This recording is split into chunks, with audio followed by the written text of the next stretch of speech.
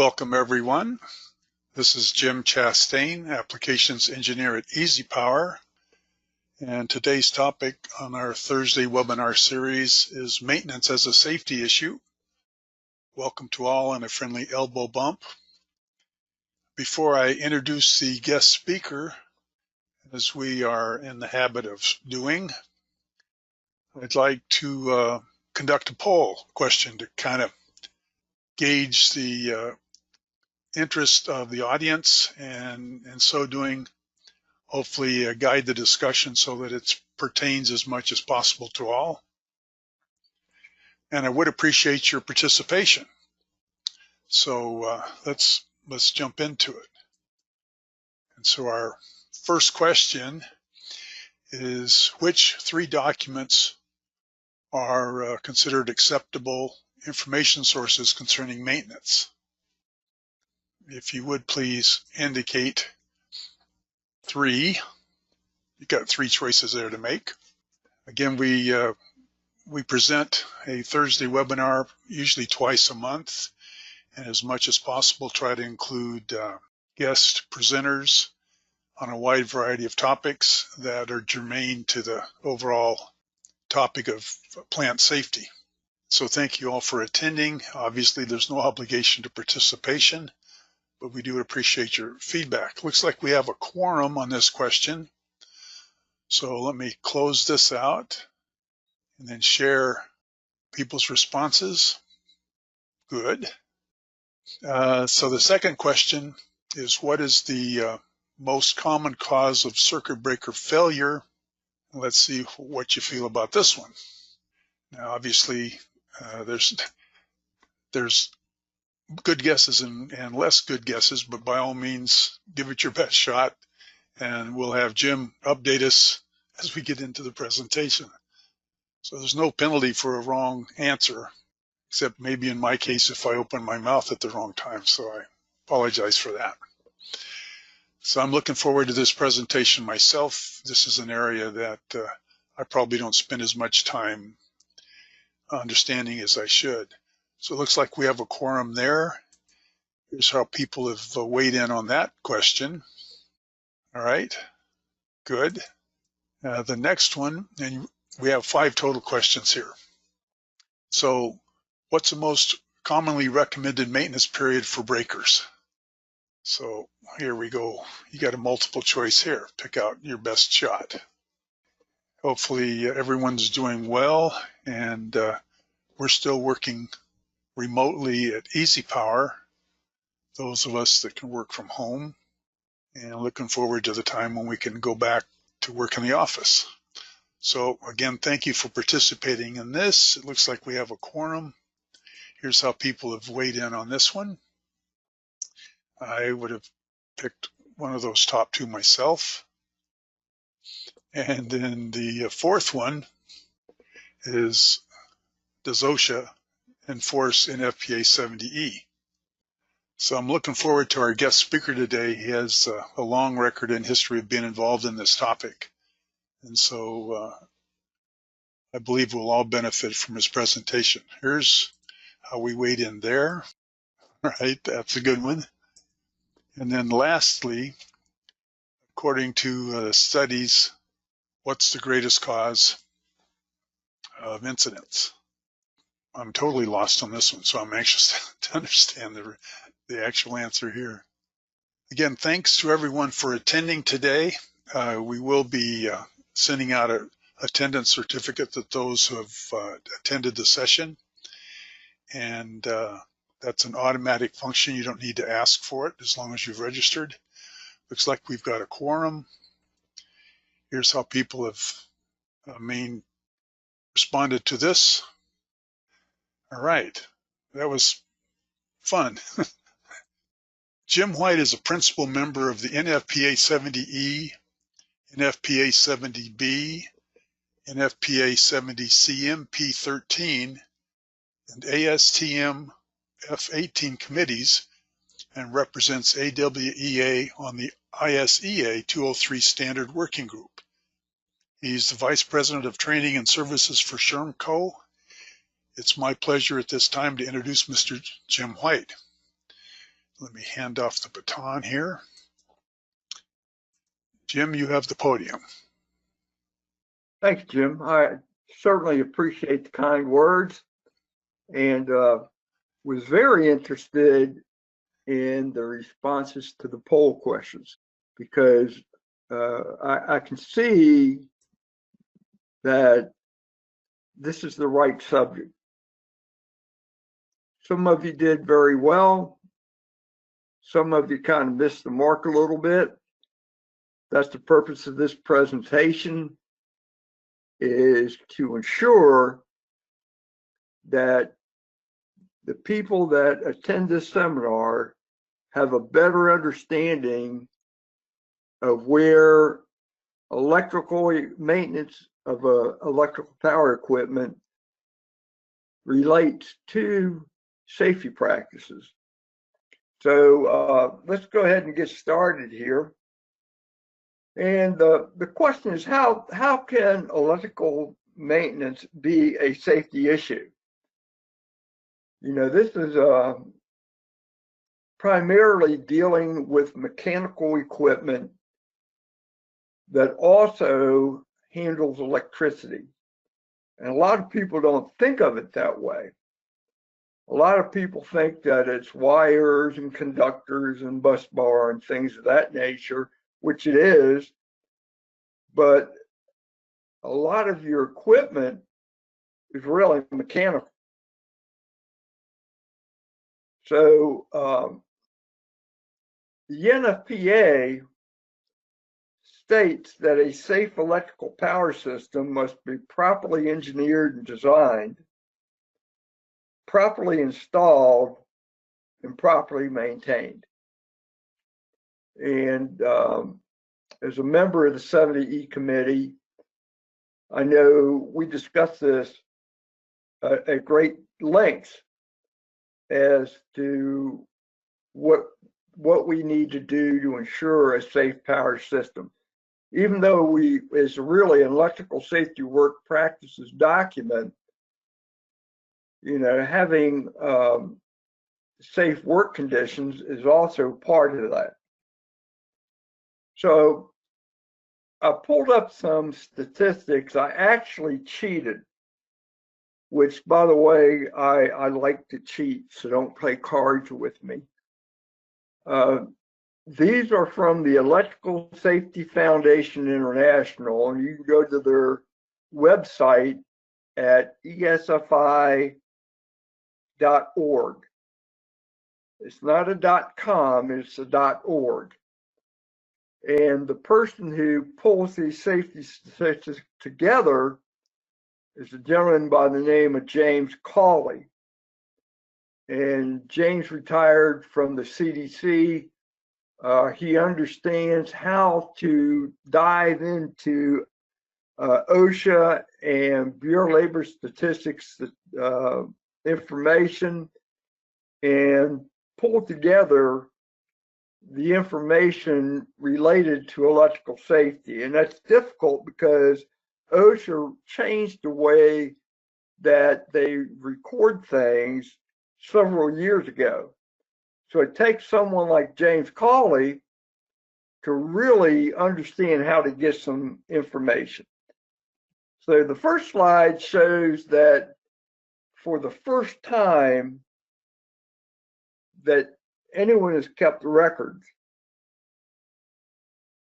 overhead power lines have been the cause of 50% of the fatalities.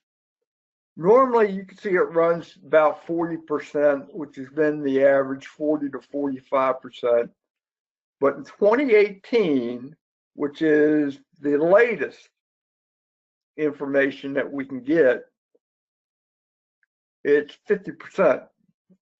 So I was quite surprised by that. You would hope it would go down, not up. And the occupations with 10 or more electrical fatalities in 2011 to 2018, and again, 2018 is the most recent you're going to get because of the way the government handles their statistic reporting. you can see that electricians have the highest rate, followed by laborers, construction laborers, electrical power installers and repairs. And as you can read the list on down, it has some things that you wouldn't think there would be a risk, like roofers, heating and air conditioning mechanics. A lot of times they don't consider themselves dealing with electricity, even though they do. We got fuse boxes and breakers, motors, and all kinds of things. Heavy truck drivers, and I can attest to that one personally because we investigated an incident where a guy driving a 40-foot dump truck pulled up underneath of a 69 kV power line, raised his box, did not touch the power line, but got close enough that it discharged into his box, blew the tires out in his truck, caused all sorts of electrical arcing. The good news is the protective relaying on that line was fast enough to disconnect the power before he could get out of the truck. Otherwise, that might have been a fatality in the making. Again, looking at the statistics from ESFI, fatalities by occupation, electrical occupations were 36%. You would think that was, at least I would think that was much higher. And non-electrical occupations are at 64%. And I think according to a paper presented by Jim Brannon and ESFI at the Electrical Safety Workshop, we're getting more and more non-resident immigrant type workers into the workforce who may not understand English and may not understand when they're at risk. And you can expect that blue part to grow over the next few years till we get this thing figured out. Fatalities by occupation, you can see that the red dotted line represents OSHA reported electrical fatalities total, and laborers, you can see, are in green. It seems to be going up. Tree trimming occupations kind of leveled out. Heating, air conditioning, and refrigeration mechanics, they seem to be pretty level. Construction laborers definitely going up. And then machinery occupations, you can see, are also going up. So when you look at the number of fatalities by year, and again, 2018 is the most recent that we have, we had 160. Now, the year before, we had 136, and the year before that, 154. Now, up until that time, the number of electrical fatalities was decreasing in the workplace. That's not the case anymore. It's increasing. And then when we look at non-fatal injuries by year, and again, 2018 is the latest, we see that in 2015, we had 2,480 non-fatal injuries. In 2017, we had 22 and 10, and then 2018, it dropped to 15, 16, which is good news.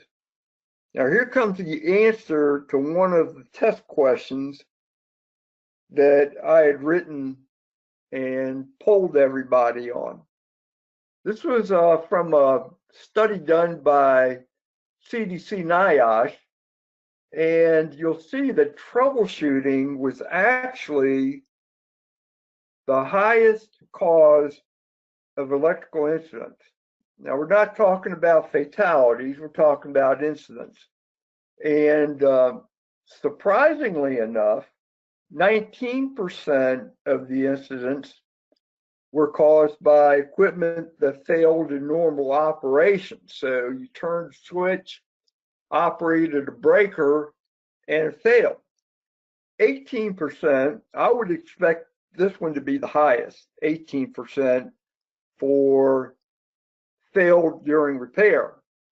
Then you see that maintenance accounted for approximately 5%. And most of those maintenance injuries or incidents, I should say, were caused by people that did not put the equipment in an electrically safe work condition before they started work, or thought it was in an electrically safe work condition, or failed in a lockout tagout procedure somehow. And that's usually the way something like this happens.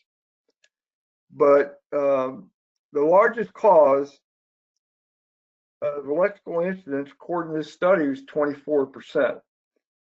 So electrical maintenance incidents, when we start looking at the cause of electrical injuries or fatalities, we can look at the incidents that caused them. I like to call this when Minnie and Mickey find the perfect home, almost. Now, luckily enough, this was caught during maintenance. There was not an incident. No one was injured, no equipment failed, but the possibility of failure was, it had to be in the low millimeter range, really. And you can see there's two rats that made a home. This is a 5 kV air circuit breaker. And one of them got close enough to the energized contact structure that they didn't touch it. It arced over, and that was the end of Minnie and Mickey. So when you see them down in California, you're really looking at imposters. This is where they lie, right here. Then I like to call this one barbecue time. And this happens very often in springtime, especially. This rat crawled up into 480 volt equipment thinking it was a great home, and found out it was a little too warm for him. And I have a video of a rat being pulled out of 480 volt motor control center by some friends, and they once they found it out, pulled it out, they found another field mouse behind it. So why it didn't cause a short, I don't know, but it didn't. There was two of them there. This one I like to call oops. And this is the type of thing that contractors don't really look at sometimes, unless they have a lot of experience. You have unshielded cable lying right next to a control power transformer. And of course, it started to break down. Luckily, it was caught before that cable failed. That's a 5 kV installation, by the way. And that could have turned into a very nasty episode. Here's another one. This is a very common occurrence with air brake switches, where the arcing contact hangs up. You can see that the main contact, which has dual blades, has opened, and the other arcing contacts opened up. But if the technician wasn't careful going into this piece of equipment, it would be natural to assume that the equipment was de-energized. This is pretty hard to see sometimes when it's really cold out or it's hot out. You're very uncomfortable and you want to get the job done and over with. And this is easy to overlook. This is another one that we found at a community college, actually. The maintenance worker smelled ozone and he knew that wasn't right. So he called us in, and I have several pictures of this. We had tracking all over the place because formerly they had tracking, and that contractor, obviously a cheap bid, a very cheap bid as a matter of fact, just put Glipthol over top of the tracking and it looked good. So they just left it. And of course, it continued to track. And again, luckily, we were able to catch this before failure because the maintenance worker did go down there at the right time, smell ozone, and call somebody that could fix it. And what we had to do was clean everything up and replace the red board. Red board, fiberglass red board, is only good 5 to 7 years. After that, you're kind of playing on a loaded deck. It absorbs moisture, and a lot of people don't understand that when it's cut, it absorbs moisture, and 5 to 7 years is the typical lifespan of that product. Another answer to a test question, as you can see, lack of lubrication in the circuit breaker caused wear through the silver right down to the contacts on this 5 kV circuit breaker. And it's not the manufacturer that's at fault. I mean, standards, the manufacturers, everyone who has any input on this tells us how often to do maintenance. I'm going to keep that a secret for a little bit. And we don't do it. And we don't do it because we want to save money. And when we save money in this manner, things don't go well a lot of times. As an example, we were doing maintenance at a customer facility.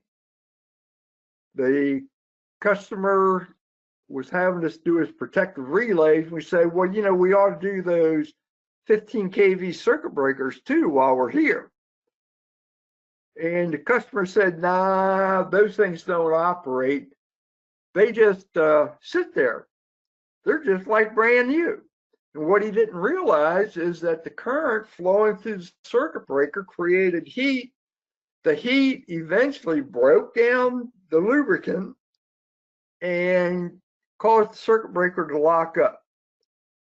About 8 months later, he had an underground failure of a feeder cable, and that fault current blew through 6 circuit breakers till it hit a circuit breaker that operated and cleared the fault. That cost him a little over $1 million to replace that equipment. And I don't know how much it cost him from lack of production. That's between him and God. He didn't include us in on that. But I'm sure that it was pretty darn expensive. So lack of lubrication, that's number one. Now, OSHA says in 1910-334, overcurrent protection of circuits and conductors may not be modified, even on a temporary basis, beyond that allowed by 1910 304E. Well, if you read that, you can't modify it. So I don't even know why they have that in there. Installation safety requirements for overcurrent protection. And here's a good example. A friend of mine gave me these pictures that he took at a industrial plant that he worked at. And if you don't think this could have hurt someone, these are 400 amp elements put in a replaceable element 200 amp fuse. Now you might say, why would somebody do that? Nuisance tripping is the answer.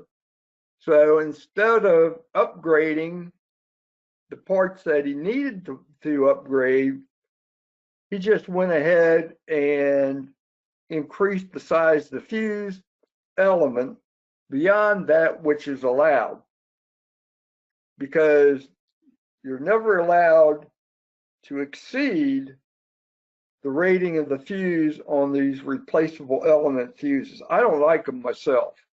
There's too much chance for somebody getting in there and playing games. So you assume that protected devices will function properly. And this was found by another NETA company. And he was good enough to give me a picture of it. Contractor actually looped line and load because of nuisance tripping, and I'll bet that problem ended. You assume that untested circuit breakers will operate to clear a fault. And this year in the 2021 NFPA 70E, we're going to require that circuit breakers that are new or have been repaired or maintained be tested before they're placed into service, because there's too much that can go wrong. You know, everyone thinks of these breaker manufacturers being a group of people in white lab coats and right next to scientists. Well, they're like normal people. They're getting paid by the hour. They have training, but you never know. Somebody might forget something. Things happen. And you assume that people wouldn't purposely create hazards like this one. You look at the new NFPA 70E, and if you haven't seen the new cover, that's what it's going to look like. I'm not really in love with it, but it does get across the message.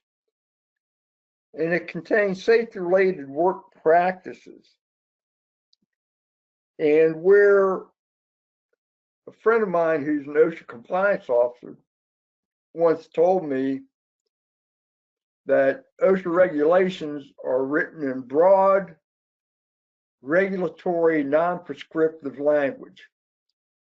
And I told him that sounds to me like they're vague. And I was just kidding with them. They're not vague. There's just too many different things that can go on for them to try to prescribe everything. That's why we need a standard like the 70E, which changes every 3 years. I mean, changing OSHA regulation, people don't realize you just don't go in and rewrite it.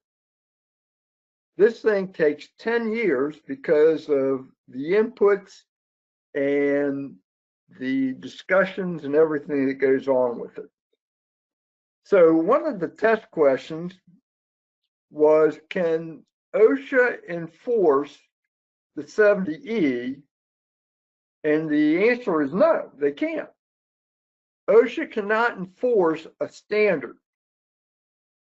Now, OSHA refers to the 70E in the regulations, but they can't enforce the 70E. The 70E is a work practice that changes too often. If OSHA were to say you have to follow this year of 70E, 3 years later it would be changed. And those of you that are familiar with the 70E know how often that baby changes. It changes a lot. We've done a lot of reorganization that we hope will make the 70E easier to use and easier for the normal field person to use it. And as it says here, OSHA can only enforce federal regulations, which, even though OSHA refers to them as standards, they're actually laws. And they have to be approved and enacted by Congress. So when you're dealing with OSHA regulations or OSHA standards, you're really dealing with regulations, which in fact are laws. So they are very enforceable. 70E is not enforceable by OSHA. However, and there's always a caveat, isn't there? There's always something hanging around the corner just waiting for you. OSHA recognizes, if you read the letters of interpretation, OSHA recognizes the 70E as a guide for meeting its electrical safety regulations. So it doesn't enforce it, but it looks at it and looks at the condition that may have caused an accident or fatality. And a lot of times when they write a citation under the general duty clause, they will use references to 70E as justification. So courts have found the 70E to be standard industry practice. You know, there's 26 members to the 70E committee. There's almost as many alternates.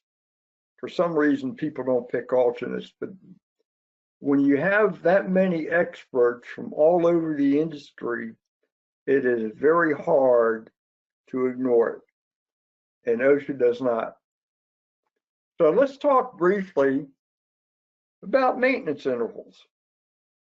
I saw on the poll that was taken that different people thought different things: 3 to 5 years, 4 to 7 years, and on up. Well, it's not quite as easy as the question made out. Now, molded and insulated case circuit breakers, the Nuclear Regulatory Commission did a comprehensive aging assessment, and they found that for circuit breakers that were left in service and not operated for 3 years with no maintenance, not operated, not touched, not looked at, 80% failure rate. I have not found that to be true in my personal experience, but that's what they found.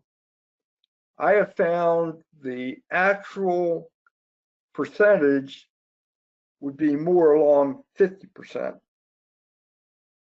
But they did say that they recommend exercising these breakers annually to break up the grease and to keep them operating, and do primary injection tests every 3 to 5 years.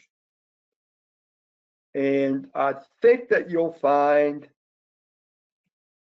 that 3 to 5 years is usually the recommendation given by manufacturers.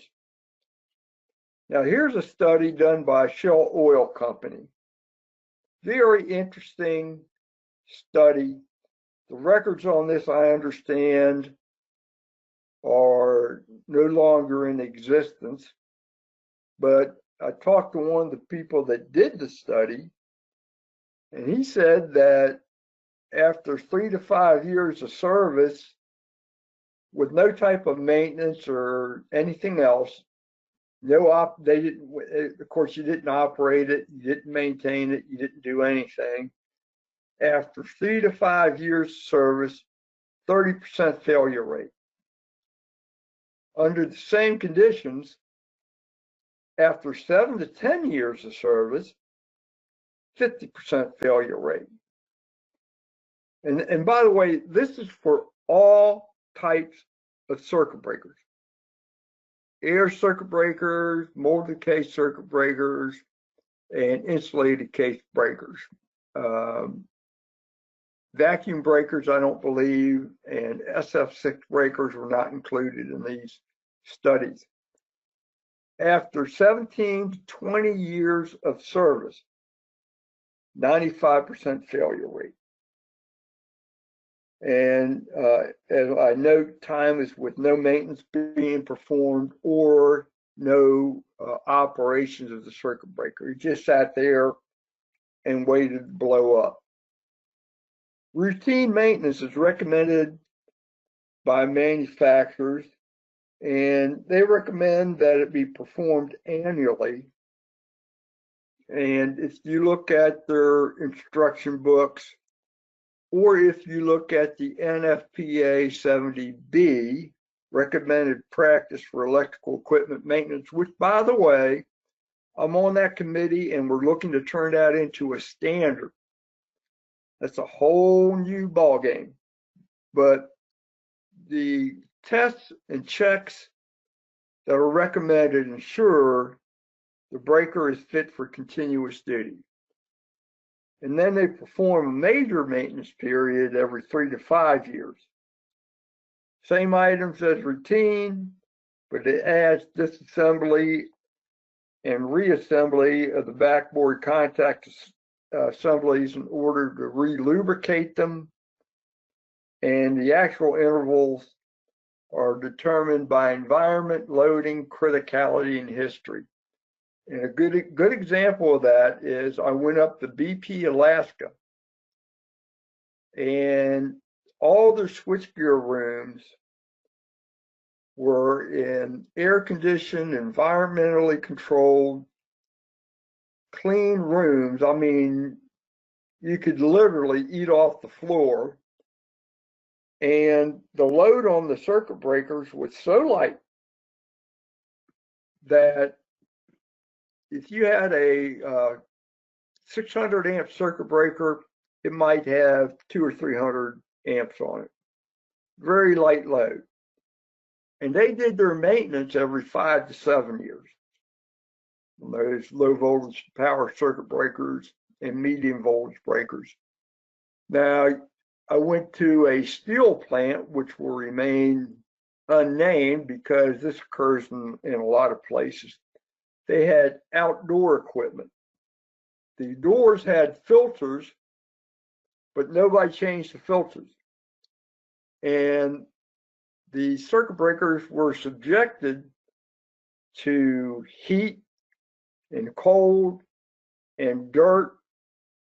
And they actually had us come in every 6 months to maintain those circuit breakers, because if they didn't, they would fail and interrupt production, which was actually turned out to be much more costly. They found out they skipped the maintenance interval, had a breaker blow up, they were back to the 6-month interval. So those are two extremes. So you're supposed to change. There you go. Here's a sheet of a manufacturer's instruction book. And you can see that motor starting or capacitor and reactor switching, excuse me, that baby should have been over at the load current switching. Well, that goes to show you not everybody's perfect, and I don't claim to be. Of course, you probably think I'm on drugs looking at that, but load current switching, which would be starters and and circuit breakers and things of that nature. They give the number of operations. A lot of people don't keep count of operations, but every 3 years is what they recommend. And that's pretty common. 3 years is pretty darn good interval. Now, another way that you can look at it is with the ANSI NETA MTS 2018, which has a maintenance frequency matrix in Annex B. And it only covers 2 parts of what you should look at when you evaluate how often you should look at it. So I like it for what it does. I really would like it to include a few more things, but they wanted to keep it simple. So if the equipment condition is average, but the maintenance reliability, which is not shown on this particular slide for some reason, is high, then they give you a 0.50 multiplying factor. And that 0.50 multiplying factor is applied against the visual, mechanical, and electrical time periods that you're given in Annex B, where it says frequency in months. So you multiply these values by the factor in a maintenance frequency matrix, which, as we saw, was a 0.5. So basically, you're cutting those babies in half. And that's because it has a high reliability quotient. So this is the example. Visual, you do every 2 weeks. Visual mechanical every 6 months. Visual mechanical electrical every 18 months. Now that may seem like high, I'm sorry, that may seem like high frequency, but given that it has a high reliability requirement, you want to make sure it's going to work when that thing is supposed to work. Now, the NFPA 70B, if you look in the back in the informative annexes, I guess they don't call them informative annexes, that's 70E. I tell you, habits hard to break. But you find, as an example, K4, and these are the K tables. And table K4C, you have low voltage equipment, switchgear, maintenance of equipment, subject to long intervals between shutdown, electrical distribution. Now, when they talk about long shutdown, what they mean is you allow it to go 3 years before you do anything. And this is the way a lot of people do their maintenance. You know, it goes into service and it goes for whatever time frame that the owner of the equipment has determined is appropriate, and it sits there.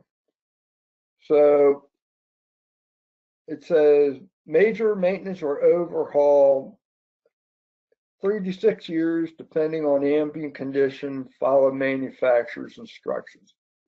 So here's a little bit more, and ignore the writing that's pasted across the top of this thing. Again, low voltage equipment, switchgear, maintenance of equipment subject to long shutdowns. And they give you a list, things that you're supposed to look for, and they tell you the typical frequency and give you some things that you should be doing. So the 70B is very helpful for maintenance related topics. And when you look at these also refer you back to the appropriate section in the 70B that talks about some of these things. But the tables themselves are extremely helpful, and they work in conjunction with the ANSI NETA maintenance testing specifications, which only gives you the test and maintenance you should do, but then tells you what you should have when you finish those tests. And this is something the 70B doesn't do. So here's one that I like to call PPE optional.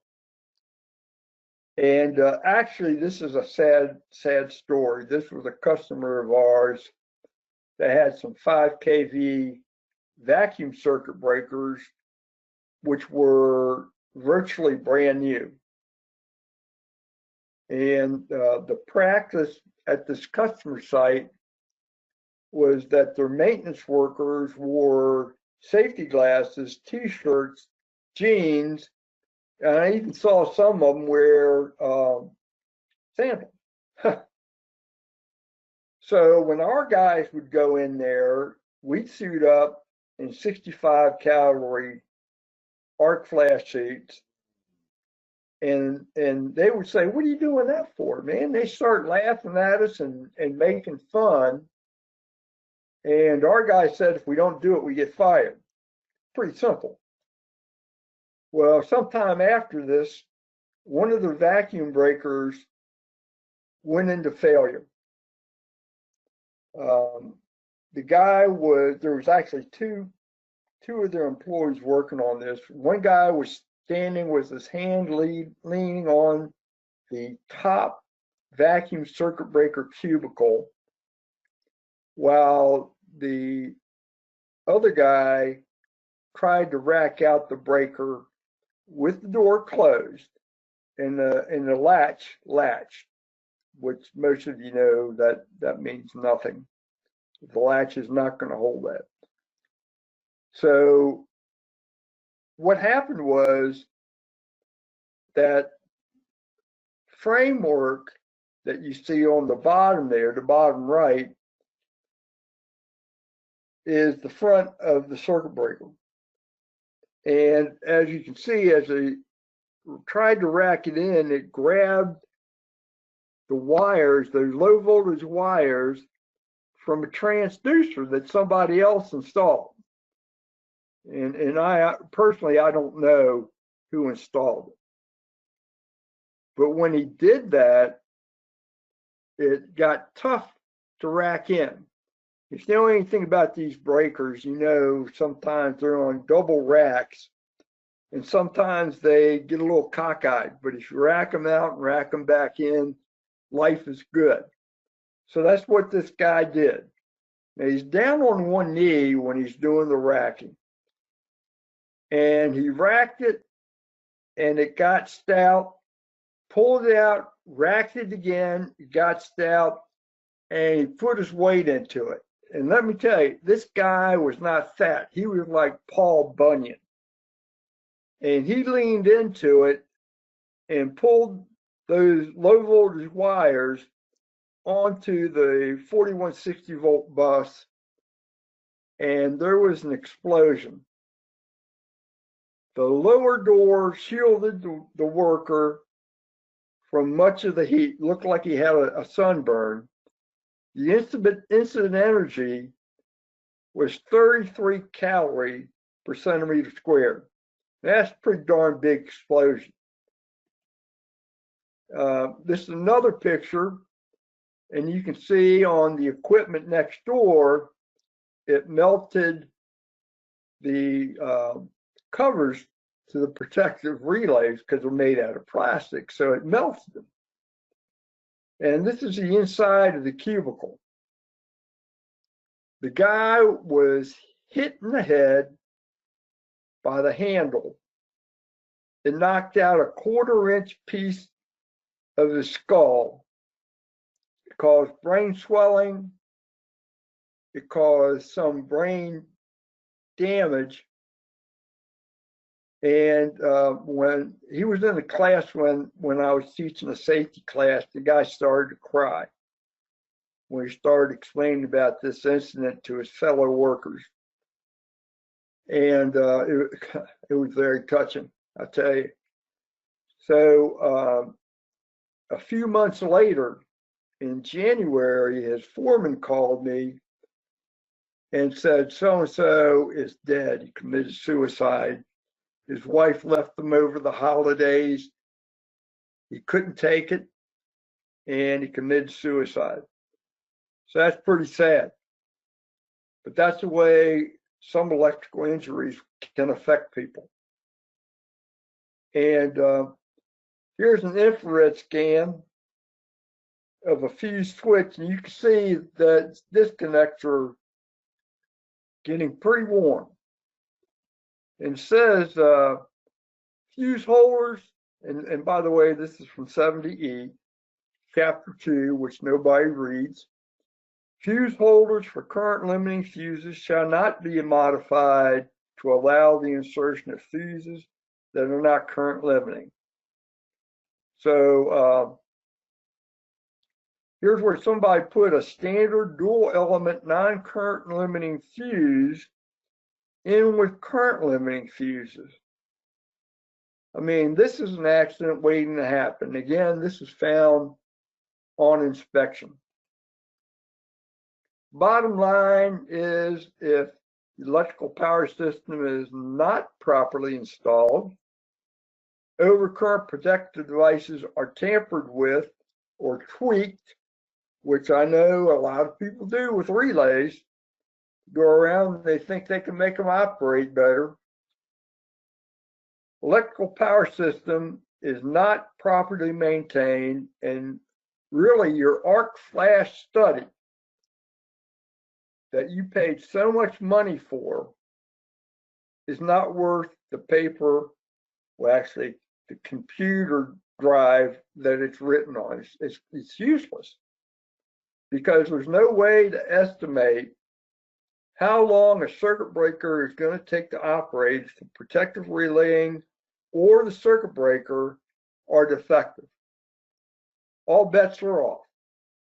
You're just going to have to deal with the end result, which is probably not going to be good. So if anyone has any questions, be more than glad to field those questions for you. That was some eye-opening information, Jim.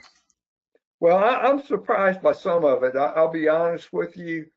The statistics from ESFI were discouraging. I'll be honest with you. You know, people just are not paying attention, or are not trained, or trained properly. I get a lot of what I like to call check the box training. That's what they do. Get it out of the way. Can't do that. Right. We have any questions? No, there's no questions at this point. It looks like we're about out of time as well. So, yeah, there's just Raymond came in right at the last second. Have you experienced the use of Conducto lube to reduce watt losses? Conducto lube. Right. I'm not familiar with Conducto lube, and I apologize. There's so many products available now. I'll look it up though. And Raymond, if you want to, you can email Jim or myself. I'll look this up, and I suppose your question is it appropriate to use? The only lubricants I know for use in a circuit breaker, if that's what we're talking about, is the lubricants recommended by the manufacturers or God, what's the name of that mobile lubricant? Mobile 28 high temperature. That can be used. All the breakers that send our circuit breaker shop a letter saying this is fine to use. Freeman says this is used for switches. Well, switches are the same as circuit breakers. Right. Now, if it's used on the contacts, oh yeah, conductor lube. That's the silver lubricant. If I'm not mistaken, conductor lube used on the switch contacts is fine. It is not fine inside the switch pivot points. So okay. I just had a brain cell fire. So yeah, I am familiar with conductor lube. It's been around for years and years and years. Matter of fact, I've used it. All right. If anybody would like a copy of this presentation, you can send me an email or send Jim an email requesting a copy in PDF format, and be glad to send it to you. This is not information I want to keep in my pocket. This is information I would like for you to take and tell other people about. How's that? Sounds good. There is one last question before we close out, and it's from Marcin. And that is, how do you approach PPE procedures in industrial maintenance? In other words, working on PLCs near main power supply breakers. Rubber gloves supplied or required or not? Well, PLCs are a control device, and it depends on the voltage. If it's under 50 volts, if you look at 70E, you'll get more detail on this. Mm-hmm. Under 50 volts, you don't need to wear protective equipment, but you have to use insulated screwdrivers. No voltage is a safe voltage. Let me put it to you like that. If there's any possible or any possibility of making contact with energized conductors or circuit parts, then you have to use rubber insulating gloves rated for the voltage. Now, just if you're beside a circuit breaker, the NFPA 70E looks at the highest voltage inside a single cabinet as being the hazard. So you could wind up needing arc flash protective equipment, rubber protective equipment, whatever the highest voltage is in that one cabinet. Now, if it's in a different cabinet, it's separated, you can close the door, because I see this a lot on different types of equipment where you may have a breaker in one cabinet, the control circuits in another cabinet. If you can close the door and you can close it, then you're okay. All right. Well, any other questions that come in, we can answer them by email response. Jim, thank you very much for a very good presentation, and we look forward to you helping us down the road. Thank you, Jim. Try to do it every year. All right. Have a good one. Stay safe. Yes, sir. Same to y'all.